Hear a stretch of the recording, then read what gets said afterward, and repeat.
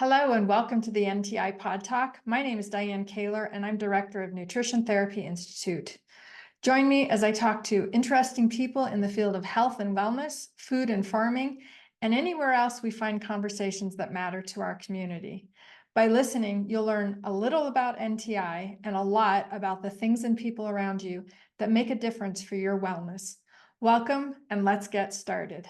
Hello there. Welcome back for another edition of the NTI Pod Talk. My name is Dianne Kaler. I'm Director of Nutrition Therapy Institute, and I am thrilled today to have as our guest Megan Grover, who is an instructor here at NTI. She's one of our top-rated instructors and teaches several courses for us. But we are going to be talking about some passions that you have, Megan. So Yeah. welcome. Thank you so much for being here. Yeah, thanks for having me. I love being a part of NTI. Oh, thank you. Yeah, we love you too. All right. So, you te the one of the courses that you teach for us is our Introduction to Herbology Supplements and Labs.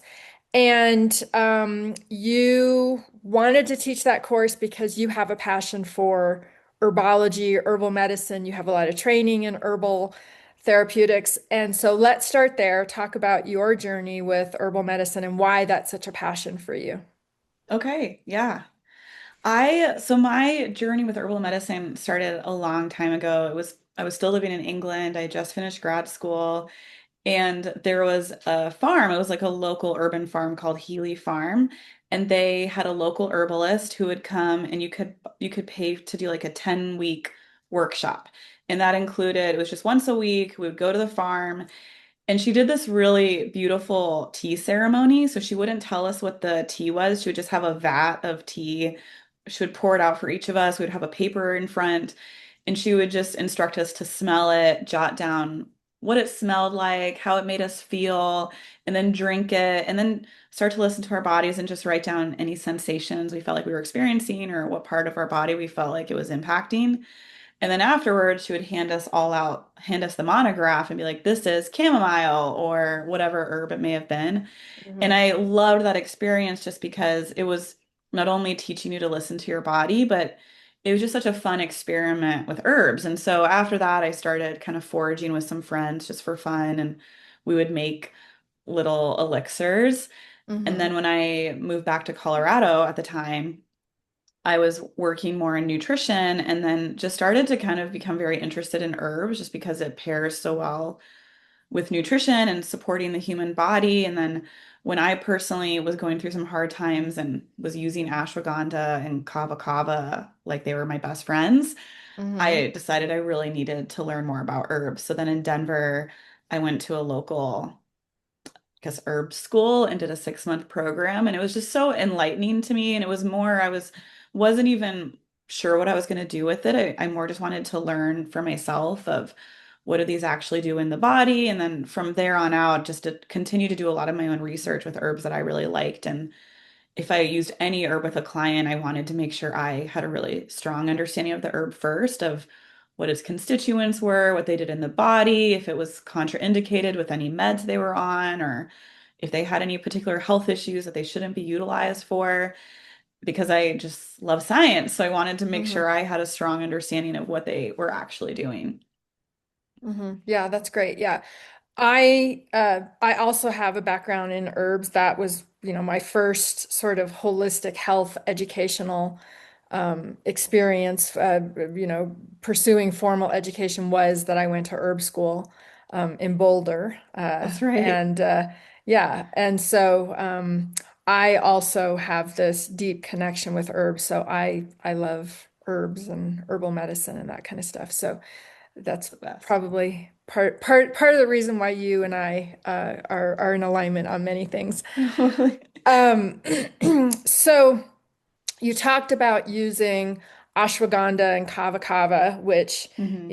I know are used for adaptogenic purposes and stress purposes, and we're going to talk more about adaptogens. But um, what I know about you and what I sense from you is that part part of the power of herbs is that they can play a really important role in helping people deal with stress. And that kind of intersects with another passion that I know you have, which is stress and stress related Yeah. disorders. And, you know, not just from a wholly or specifically herbal standpoint, but stress in general. So, Yeah. um, you obviously have a lot of knowledge about a lot of different topics from all of your educational experiences and work experiences. But talk about your interest in kind of focusing on stress and why it's so important. Yeah. It was a little bit of a process. I think when I first started working in nutrition and also in herbal medicine and starting to dabble with both of those in my career, during that time period, I was also going through a lot of family stress. There was like a big thing that happened in my family, and but you still have to, you can only take so much time off. You still have to show Yeah, up for you work, you got and to function. you gotta be normal. Right. And I just was having such a hard time with that because I'm such an unemotional human. And so that is really what led me initially to ashwagandha and kava kava, because every morning I would make a thermos of ashwagandha overnight. So it was like steeped over the entire evening. And then I Mhm. would drink it throughout the morning. And then when I would get home, I would drink a strong concoction of kava kava just so I didn't feel so anxious. Mhm. And as silly as it sounds, even though I realize they're just herbs, but they really helped me feel like somewhat of a normal person during my work day. And from then on out, I just started to become very interested in stress because I think we all know stress has a detrimental impact on your body. And because when you know about science, you start to overanalyze how it's impacting you. And I was like, oh no, like I can't Right. let this stressor destroy me. It's going to Right, destroy my right, health. I'm going to give myself an autoimmune disease. right, So right. how do I manage this? Do I need to make certain lifestyle changes? Is it more diet related? Is it me having personal boundaries in my life? And then at the same time, I was also randomly, and I feel like the type of people that you're meant to work with, you just end up attracting them, even if that Hmm. wasn't your original intention. I just kept getting all of these autoimmune clients. And I remember my very first autoimmune client, she probably had 7 different autoimmune diseases. Wow. Wow. And I'd never worked with anyone with autoimmunity before, but her and I had a connection and she wanted to work with me.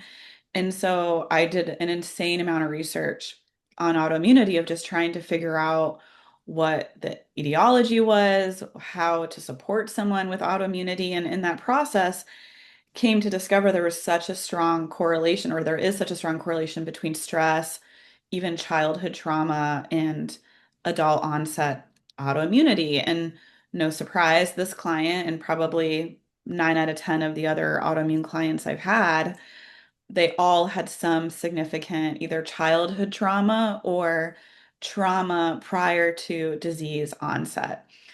And it was just such a fascinating learning experience for me at the time, just because, we talk about the mind body connection and it sounds so woo woo. Yes, And, I and know. then People are like, what? totally, you're like, I promise this isn't like witchcraft. Like, there Yeah. really is science behind it of being like your brain, when you're the emotional part of your brain, the limbic system, when it's overactivated, it's going to keep telling the hypothalamus to keep you in a state of flight or fight. And if you're always in that state of flight or fight and your adrenal gland is just pumping out an insane amount of stress hormones, other functions in the body, like your reproductive system and your digestive system, they're all going to be to a degree shut down, and the other parts of your body are going to be overactivated. And so you're no longer functioning in homeostasis. Hmm. And so it's going to lead eventually to some form of disease pathology because your body's not functioning in a state of normalcy anymore. And there's obviously a lot more science to that, but with autoimmunity, especially now that there's so many studies showing the correlation between childhood trauma and adult onset autoimmunity. And I see this with those clients as those individuals have been trained that their sympathetic nervous system, their flight or fight is now normal for them. They don't even know how to get into a state of rest because they're just used to always being on edge and being on the defense and in survival mode. That They haven't learned how to just operate from being in a rested state. And so they usually have a lot of GI issues because their GI system is shut down because they're in a sympathetic state. And maybe they even have reproductive issues. And it's like, okay, nutrition and even herbs are going to be a helpful tool for you to get your immune system out of the state of being overactivated. But we also have to bring in the how to get your body out of a constant state of stress because Mhm. at that point that your diet, herbs, they're only going to do so much if you don't get that into check. Right. And here is where I think there is a struggle, an obstacle, a challenge, whatever. And that is that, and I'd love to get your input on this. A lot of times, outside of some sort of traumatic event, some sort of, well, whatever personal traumas people experience in their, family or, accident or death in the family or uh, divorce or whatever, these Yeah. traumas that happen outside of those, one of the biggest, I think, and what I see, and correct me if you see different things, but one of the things that I see is that one of the biggest influences or the biggest, I will say, causes of people's stress is that they are overbooked. They are Yeah. doing too many things, right? And they're like they've got a family, work, maybe parents that they're helping to take care of, and they have so many things to do in their life that they don't have any downtime to, think about themselves or take the steps or cook the food or, all the things that are necessary. And so in that situation, when you tell someone, let's talk through or, let's figure out how you can reduce your stress, they can't, you know, dump their kids. They can't No. quit their job. They can't stop taking care of their family. They can't reduce their overcommitted life. Right. So then to tell them, well, you need to add one more thing into your life. You need to go to a yoga class. You need to meditate for Yeah. 20 minutes a day. You need to, cook all of your own meals so that you're in control of the ingredients of your foods. You need to add one more thing into your life, add a hobby, go on a walk. You need to add one more thing into your life. My experience with that is that people are like, I don't have 5 minutes to add one more thing into my life. Yeah. And so, for me, that's when the adaptogens do make sense because the Yep. adaptogens don't require, I mean, with the exception of, throwing something in a cup and putting some hot water on it or taking a tincture, Hmm. the adaptogens don't require um, a reorganization of their life that they already can't do because they're so overcommitted. So I'm gonna stop talking and I'd love to get your Yeah. input on that. Like you can't tell people just to stop doing the things that you do in your No. life. That doesn't work. Right. Yeah, no, definitely. And I agree with you. That is one of the things I like about adaptogens because they do help put your body a little bit more into a state of homeostasis and become a little more resistant to stressors, whether it's physical or mental or emotional. And the way I always like to describe it to students with taking adaptogens, because they're non-specific, right? They have more of a kind of a diverse role in the body. And you have some adaptogens that are more stimulating, and you have some that are more inhibiting. So if I'm working with someone who has stress, I always want to figure out, like, unless if they can get cortisol testing, amazing, because that makes it more specific. But otherwise, are you feeling really anxious and you can't sleep at night?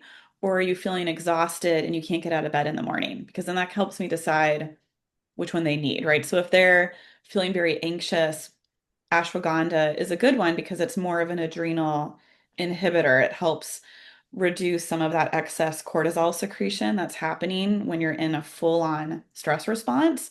Whereas other ones that are more stimulating, like urethro and rhodiola, they kind of help kickstart that adrenal gland back into gear again for someone who's exhausted and can't get out of bed in the morning. So Hmm. I first want to know that of where they're at in their stress response. And then secondly, to educate them that they need to be consuming it on a regular basis to start to notice a difference. And my Hmm. analogy is always running a marathon or training for a marathon. Like if someone had never been a runner and they're like, I'm going to run the New York Marathon, but I'm just going to get in one training day and that should be fine. Like I'll run 18 miles and it's going to go well. It's like their body hasn't developed any of the adaptations to the stress of running to perform well. Whereas Right. someone else, they start training 6 months in advance and they start slow because they've never ran. So maybe their longest run is only 4 miles, and 4 of the other days in the week they run 2 miles. And at first they're pretty sore. And then eventually they're able to slowly increase their miles because their heart muscle starts to get stronger. They develop more capillary beds, so they have better oxygen delivery. Their resting heart rate starts to slow down, and they just become more adapt to the stressor of running so that now running is no longer that stressful, right? 4 miles becomes really easy. 10 miles becomes easy, and it's helping, like training is helping them adapt so that they don't have a heart attack on the race day. And adaptogens are kind of similar because a lot of their constituents are very similar to stress hormones, like the structure of them, like the constituents that are in ashwagandha are also steroid-based molecules that are structurally similar to like cortisol and some of your sex hormones.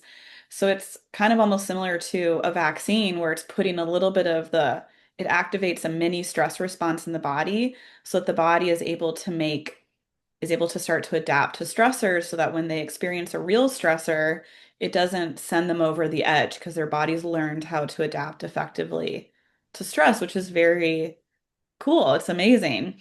And so Hmm. those are great tool belts for someone who says they don't have time to actually deal with the stressor, but they need something to help them survive in the interim where whether they drink it as a tea or they take it as a tincture, and even drinking a tea in of itself is a soothing activity while you're working at your desk, you know?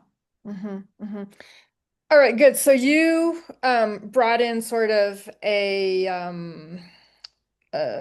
uh, an explanation of what adaptogens are, but should we because I should have asked you right off the top before we even start talking about adaptogens. We both use the word without defining what it is. Is there Yeah. anything else you need to say about exactly what adaptogens are before we go forward, in case there's someone who's never heard of this term before?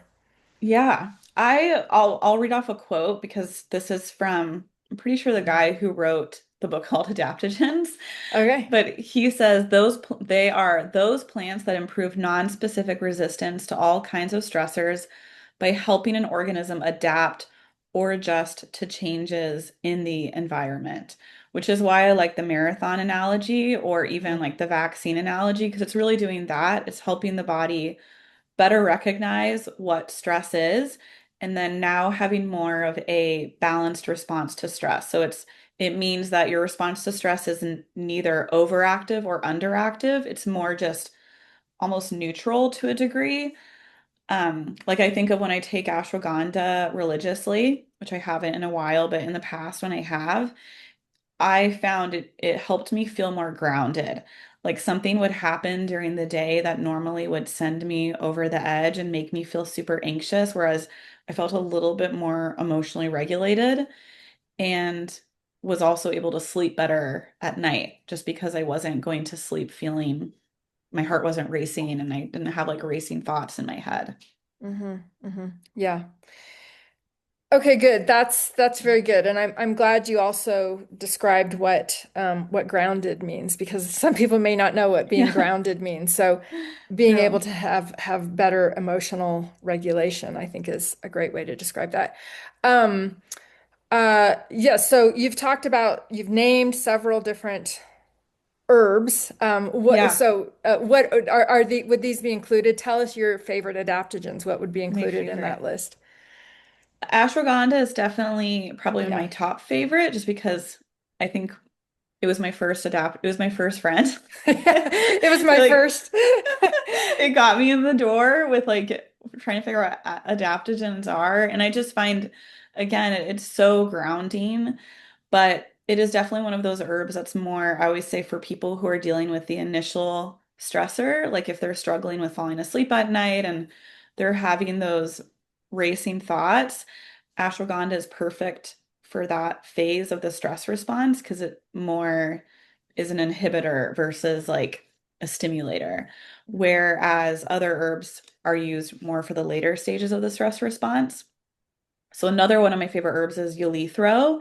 This is more stimulating and it's really beneficial for people who, again, have a hard time waking up in the morning because they're so exhausted. And eleuthero is also has there's been so much research around it showing that it's really great for people who also go through a lot of physical stress, like athletes. It helps support their recovery and supports their endurance. So that makes it a really fun herb, especially for people who are very physically active.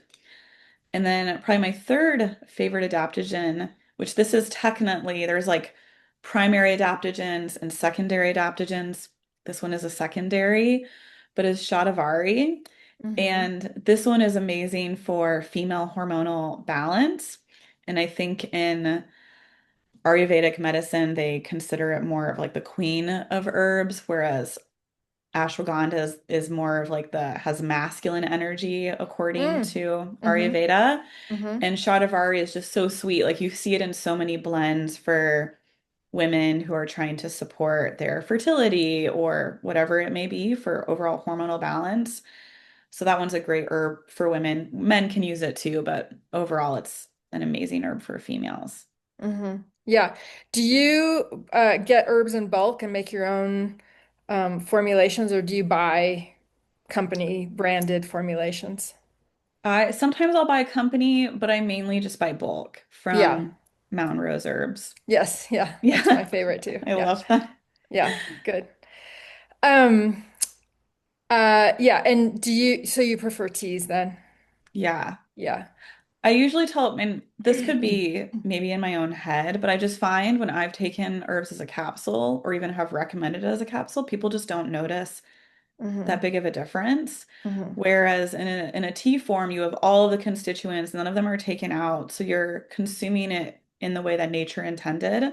Because I feel like all of the constituents in the herbs provide some level of balance versus extracting a constituent and Right. making it in a really Standardizing them. yeah, and now it's like Yeah. a high concentration. You might have a negative reaction because it's too much versus that balance. And then you can make it as strong as you want. Like when I was very stressed and consuming ashwagandha a lot, I steeped it overnight. So by the morning, it was a pretty strong concoction, Hmm. Hmm. Yeah. which I Yeah, yeah. prefer. I like teas as well. My Mhm. biggest issue with teas is that I can't drink hot things. So Oh, so I always have to let them cool off. I've never been able to drink hot things. So really? everything has to be room temperature for me. Oh no. Um, all right. So okay, so you have done many things in your work life, working, in a lot of different types of situations, teacher, nutrition therapist, like all different kinds of things. And you are now in the beginning stages of starting a new journey for yourself, and starting a corporate wellness company. So tell us about that and kind of what prompted you to want to do that, and how your passions perhaps with stress and herbs and that kind of stuff maybe is going to fit into your corporate wellness. Okay. Well, a couple different things. As you know, I'm an educator at heart. And I Yeah. love to teach, and I feel like I'm way better at that than one-on-one consulting because Mhm. I'm not a good hand holder. I'll admit to that, but I love to educate. Yeah, And I feel the same I way. yeah. Yeah. And I love breaking down complex science into layman's terms so people can actually utilize that information and be empowered to move forward from there so that they're not always reliant on someone else to tell them what to do. Because I have found people have the information and they know how their body works. They now have the tools to make their own choices, which I feel like is way more empowering than just being like, eat more protein versus like, why Yeah, should you eat more protein? You exactly. know? Yep, I'm all about the why. Yes. So I moved to New York City about a year and a half ago, and it's an amazing city. It's definitely one of those places where people come here to become successful in their careers, which is very empowering and it's impressive to observe. But I have found, and obviously this isn't everybody, but a lot of people, especially people who work for maybe large law firms or in finance, there's so much burnout because you have people who are very successful in their careers. They've worked really hard to get to where they are today. They're also highly stressed. They work an insane amount of hours every week. And now after time has gone on, it's impacting their health. Because like we talked about, when you're dealing with chronic stress, whether it's emotional, physical, mental, whatever that may be, it's hard on your body. It wears you out over time because you can only operate in that sympathetic state for so long before you're just so fatigued. It's difficult to get out of bed in the morning and be productive. And people who are in these high-powered careers, they don't have time to be exhausted. They have to be sharp and consistently performing at their best. And a lot of this is obviously not getting enough sleep. A lot of it is chronic stress, but a lot of it is also not eating well. And we all know when we're stressed, we crave more carbohydrates, we drink more wine, we probably overconsume caffeine and don't have the best coping mechanisms to deal with stress. And in the end, it makes us feel worse rather than better. So moving here, observing that, and also working for a bit in the industry for other wellness companies, I really wanted to create a company that would empower other companies. So being like, I see your need, you have a lot of burnout, your employees are highly stressed, and for you as a company, it's expensive if you start to lose employees because they're burnt out, because you're losing employees, you're now losing your trade secrets with those employees.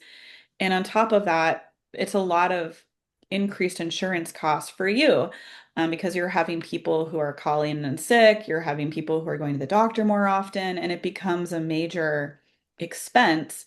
So I wanted to offer to companies, I'm going to come in as basically your right-hand man to educate you and empower you. So doing monthly lunch and learns where maybe that month we're talking about stress and we're going over the science of it and why it's detrimental. But now, what are your take-home points for this month that you can start working on to better manage stress? And then providing weekly nutrition content through emails as well as their monthly newsletter. And then also being available to be in their back pocket where their employees or their C-suite executives can book one-on-one calls to ask more specific questions relating to their health.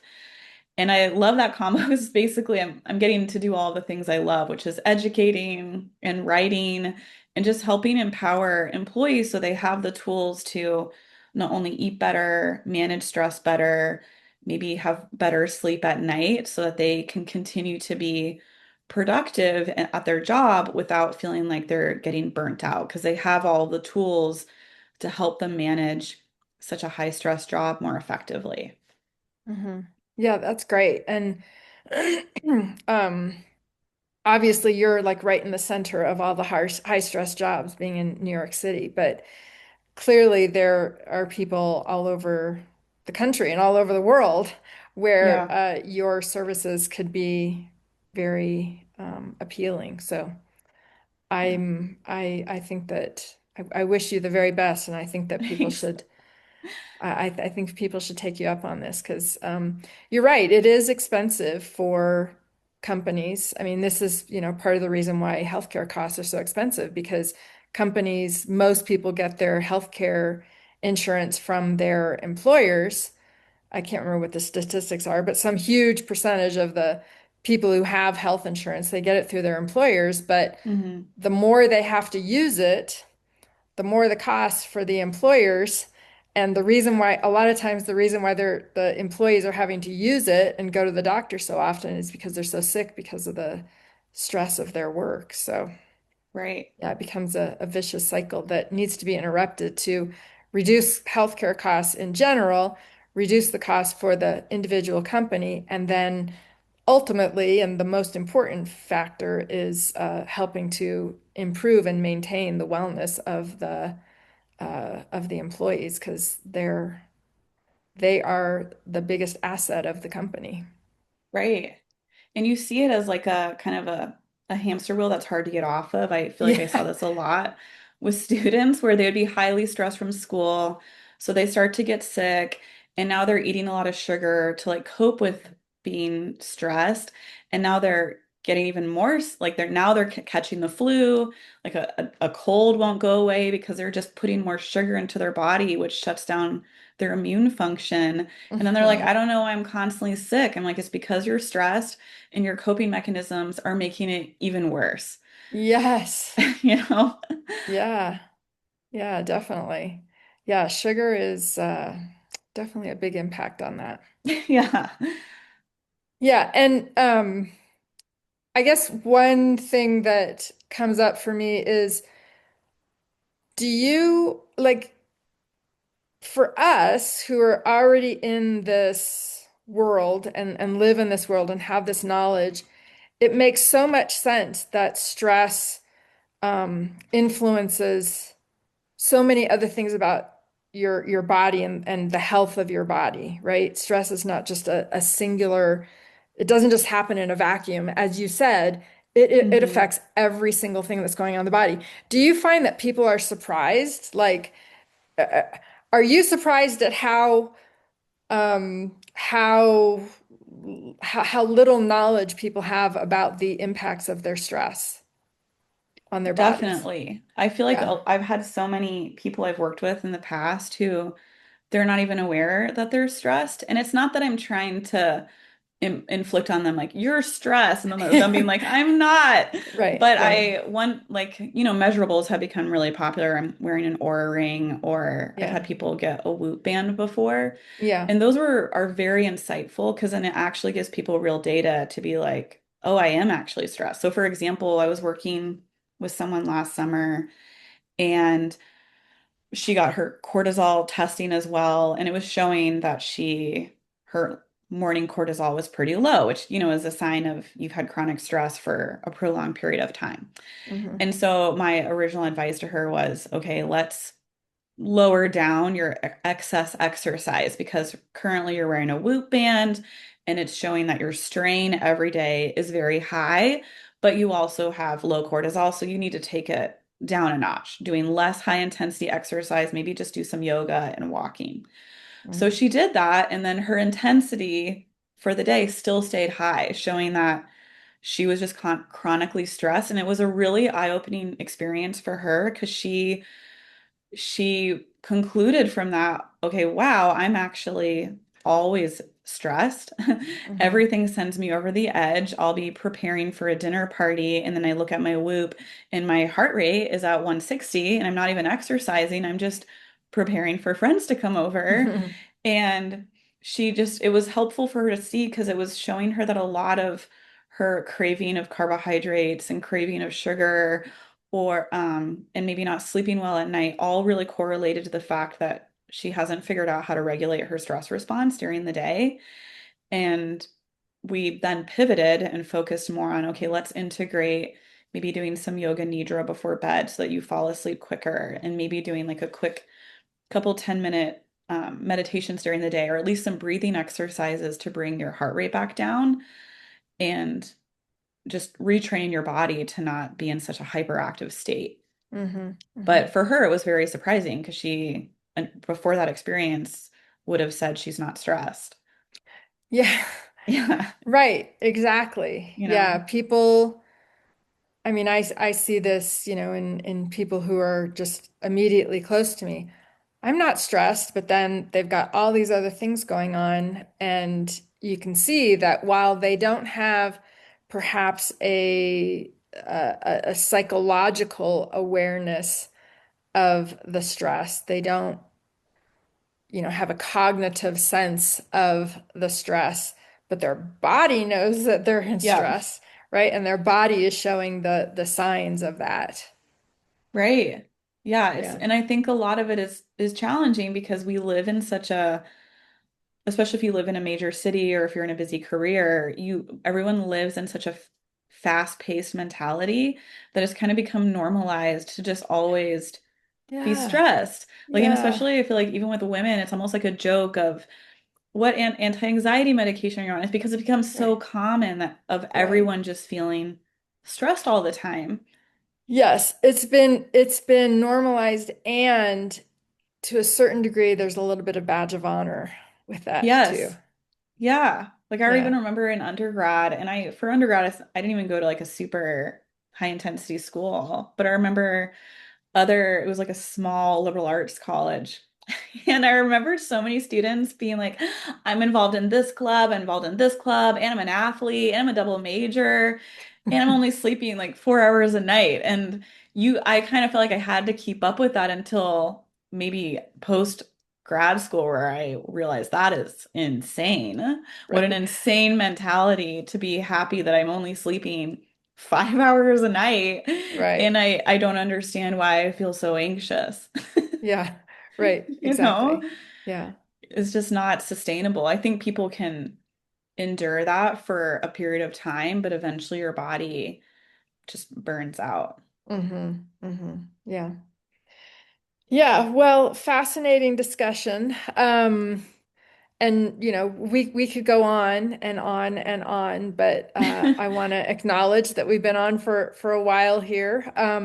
So anything else that you want to talk about that I haven't asked you about? Any other things you've got going on that you want to let people know, or any additional points that we need to insert in Mm. here for the full experience of what we were talking about? Yeah, I guess the last thing I was thinking of when we were talking about stress and working with people who are stressed, because you're absolutely right. You can't really always add more to people's plate. It just makes them feel more stressed about dealing with Right, their stress. right, right. But I've had like I was working with someone recently and a big conversation we had, which obviously is a little bit outside of nutrition and even herbs, was you're allowed to have some boundaries in your life. Like I remember she was working on her diet and then she was like, "Well, this friend came over and this is what this person's dietary requirements are." So then I felt like I had to eat that even though I didn't want to.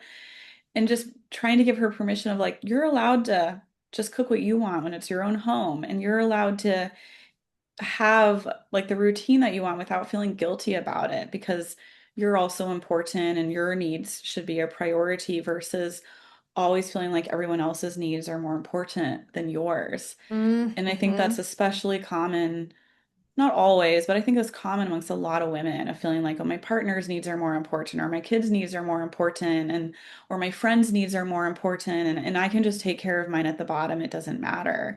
Mm-hmm. And then it just over time that makes you resentful and just stressed and anxious. And it's important to recognize your needs are equally as important. And it's okay to take care of yourself on a daily basis. Yeah, that's a really, really important thing to say. So I'm glad you brought us back to that because that's so true. Yeah. All right. Well, great. How can people connect with you? Tell us all of your things. Oh, my thanks. Yeah. It's pretty easy. They all basically have the same handle. It's just my Okay. name. So my Okay. website is meganbgrover.com. And then my business email is info@meganbgrover.com. And then my Instagram handle is Megan B. Grover. All right. So it's pretty straightforward. Yeah, pretty straightforward. And Megan does not have an H. I know some Yeah. people put an H in Megan, so just to clarify that for anyone who is typing in Megan right now, don't use Yeah. the H.